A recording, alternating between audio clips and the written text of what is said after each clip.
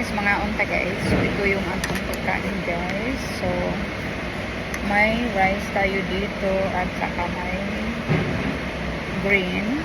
So ito lang natin baon. Tapos yung ano natin may shrimp. So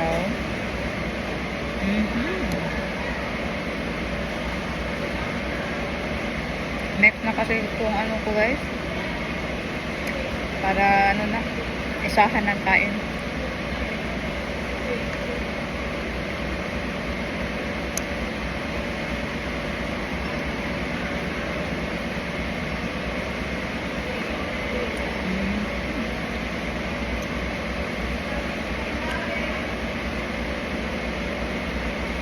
Kain guys.